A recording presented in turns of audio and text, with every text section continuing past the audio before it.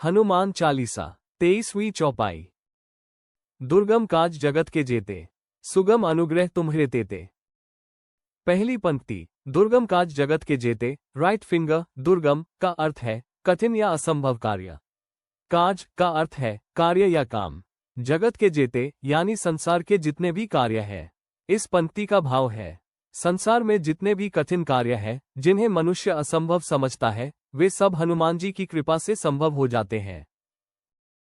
यहाँ तुलसीदास जी यह बताते हैं कि मानव जीवन में चाहे कितनी भी कठिनाइयां आए, यदि कोई सच्चे मन से हनुमान जी का स्मरण करे तो उसकी हर समस्या का समाधान मिल जाता है। हनुमान जी केवल बल के देवता नहीं बल्कि संकटमोचक है, जो अपने भक्तों को हर दुर्गति से उबारते हैं।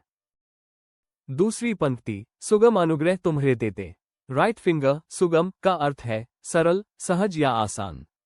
अनुग्रह का अर्थ है कृपा या आशीर्वाद। तुम्हरे तेते अर्थात आपकी कृपा से। इसका भाव ये है कि जब हनुमान जी की कृपा मिलती है तो सबसे कठिन कार्य भी बहुत आसान हो जाता है।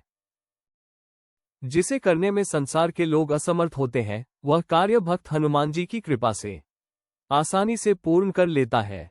ये पंक्ति हनुमान जी की अपर कृपा शक्ति का परिचय देती है, जो असंभव को संभव बना देती है।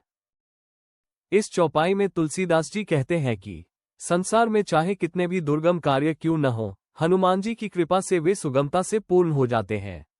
उनकी भक्ति और आशीर्वाद से भक्त को कभी हार या भय का अनुभव नहीं होता। ये चौपाई हनुमान जी की संकटमोचक शक्ति का प्रत्यक्ष प्रमाण है।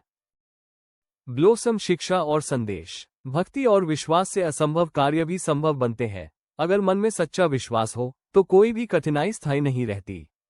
हनुमान जी कृपा के स्रोत है। वे अपने भक्तों पर ऐसा अनुग्रह करते हैं कि जीवन के बड़े से बड़े संकट भी छोटे लगने लगते हैं। कर्म और आस्था का संगम आवश्यक है। केवल भक्ति ही नहीं, सच्चा प्रयास भी जरूरी है, और जब प्रयास के साथ भक्ति जुड़ जाए तो चमत्कार होता है। ये चौपाई सिखाती है कि जब भी जीवन कठिन लगे तो हमें हनुमान जी की शरण लेनी चाहिए, क्योंकि उनकी कृपा सब कुछ सरल कर देती है।